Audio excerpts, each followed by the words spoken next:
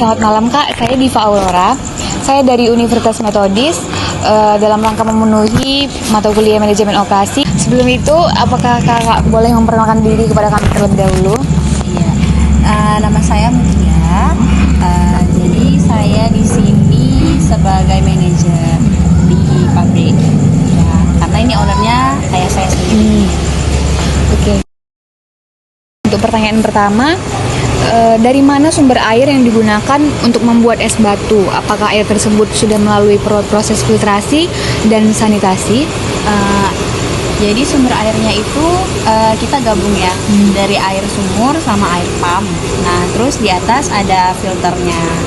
Jadi dia filternya ada kayak kolamnya gitu, ada 3 di atas, terus di bawah ada di filter lagi. Apakah ada pemeriksaan kualitas air yang rutin dilakukan, Kak? Ya biasanya setahun sekali diperiksa. Setahun sekali.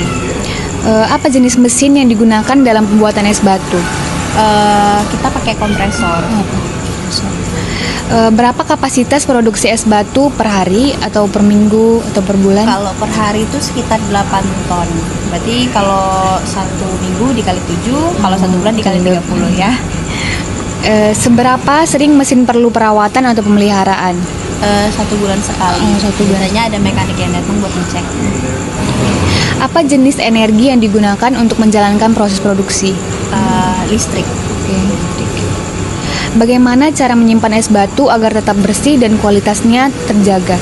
Jadi kita ada kayak cooler box itu ini di sini. Nah, jadi setelah esnya turun, langsung dimasukin ke dalam plastiknya, baru dijahit, baru dimasukin ke sini. Jadi yang masuk ke sini cuma yang kerja di mesin aja.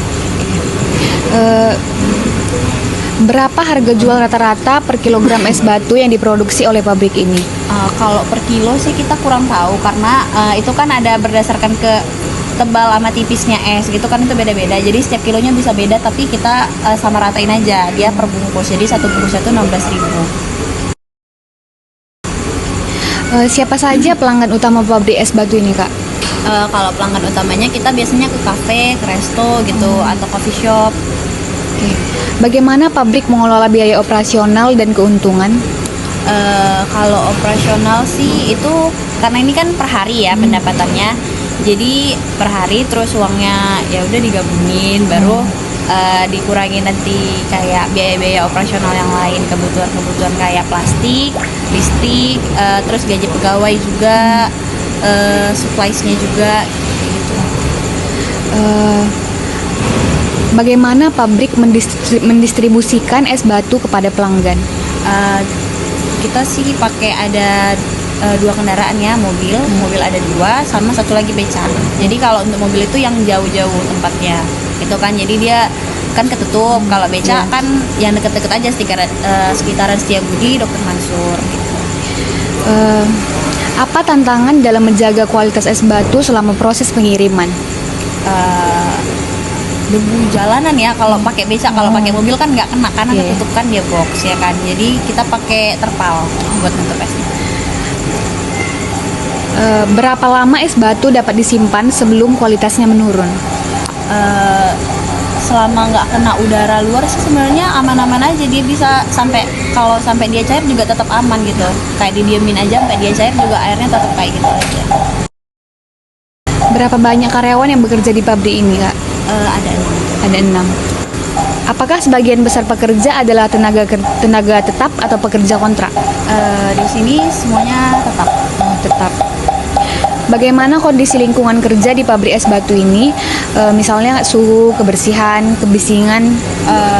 Kalau kebisingan sih kita pakai itu ya, peredam suara. Jadi kalau misalnya pintunya ditutup, suaranya tuh nggak kedengeran. Ini karena pintunya agak kita deket di sini, jadi agak kedengeran. Tapi kalau misalnya kita di sana kan nggak dengar sama sekali, jadi aman. Terus kalau kebersihannya tuh di dalam pasti bersih gitu. Karena kan kita jual minuman, nggak mungkin kayak gitu. Apakah pekerja diberikan alat pelindung diri yang memadai selama bekerja? Nggak ada nggak ada sesuatu yang bikin mereka terluka gitu waktu kerja, jadi nggak ada. Paling kalau kalau kena air kelamaan kan kaki jadi kayak kena kutu air. Nah itu ada dikasih kayak sepatu boots, cuma mereka juga nggak mau pakai karena ribet katanya. Apakah pabrik memiliki kebijakan tentang jam kerja dan waktu istirahat pekerja? Iya.